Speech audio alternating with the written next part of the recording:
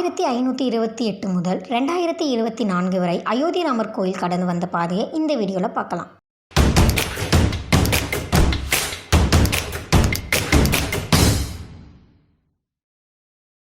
உத்தரப்பிரதேசம் மாநிலம் அயோத்தியில் நேற்று பிரதமர் நரேந்திர மோடி தலைமையில் பாலராமர் கோயிலின் திறப்பு விழா பிரம்மாண்டமாக நடந்தது. இதில் பிரபலங்கள் 8000 பேர் கலந்து கொண்டனர். இந்த கோயில் அவ்வளவு சாதாரணமாக எழும்பவில்லை. இதற்கு பின்னால் என்னென்ன நடந்திருக்கிறது? 500 ஆண்டுகளின் போராட்டம், இதனால் பல பேருடைய உயிரும் போயிருக்கிறது. 1528ஆம் ஆண்டு அயோத்தியை ஆட்சி செய்த முகலாய மன்னர் பாபரின் ஆட்சி காலத்தில் அவரது தளபதி மீர் பாகி என்பவர் பாபர் மசூதியை கட்டினார். அன்று முதல் அந்த மசூதி இஸ்லாமியர்களின் வழிபாட்டு தலமாக இருந்தது. அதன் பின் 1949ஆம் ஆண்டு முகலாயர் மன்னர் கட்டிய பாபர் மசூதிக்குள் மர்மமான முறையில் ராமர் சீதையின் சிலைகள் கண்டெடுக்கப்பட்டது.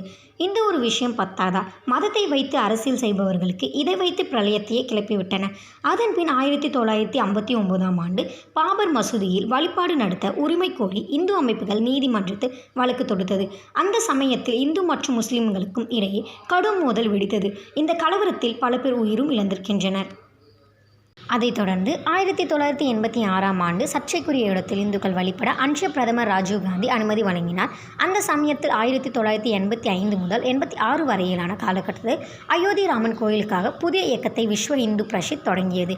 பின்பு 1990ஆம் ஆண்டில் ராமர் கோயிலுக்காக ரத யாத்திரையை அத்வானி மேற்கொண்டதற்காக பீகாரில் கைது செய்யப்பட்டார். அப்போது இந்த பிரச்சனை தலைவிரித்து ஆடியது. ஒரு கட்டத்தில் கரசேவர்களால் 1992ஆம் ஆண்டு பாபர் மசூதி இடிக்கப்பட்டது.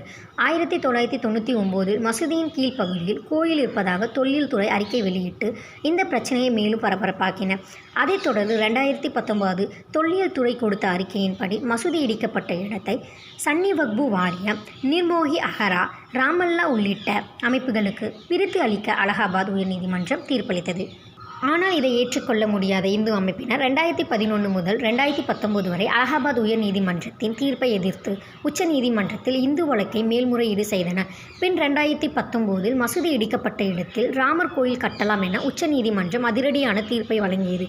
அதன் பின் அடுத்த வருடமே 2020ஆம் ஆண்டு பிரதமர் நரேந்திர மோடி தலைமையில் ராமர் கோயில் கட்டுவதற்காக பூமி பூஜை போடப்பட்டு 2024ஆம் ஆண்டு நேற்று அயோத்தி ராமன் கோயிலின் கருவறையில் ராமர் சிலை பிரதிஷ்டை செய்யப்பட்டது. என்னதான் அயோத்தி ராமர் கோயில் கட்டப்பட்டாலும் அது பாபர் மசூதியை இடித்து அதன் மேல் கட்டப்பட்ட கோயிலாக ஒரு தரப்பினர் பார்க்கின்றனர். மதசார்பற்ற இந்தியாவில் மதத்தை வைத்து அரசியல் செய்யக்கூடாது என்றும் சிலர் கொந்தளிக்கின்றனர். மேலும் அப்பாவி இந்து மக்களை ஏற்கும் தேர்தல் பிரச்சார அரசியல் விழாவாகவும் இதை பார்க்கின்றனர். ஆனால் மோடியை பொறுத்தவரை 1000 ஆண்டுகள் ஆனாலும் ராமர் கோயிலை கட்டியதற்காக மக்கள் என்னை நினைவு கூறுவார்கள் என்று பெருமை கொள்கிறார். அதே சமயம் 500 ஆண்டு கால பிரச்சினைக்கு பிரதமர் மோடி தீர்வு கண்டுள்ளார் என்றும் சிலர் புகழ்ந்து தள்ளுகின்றனர்.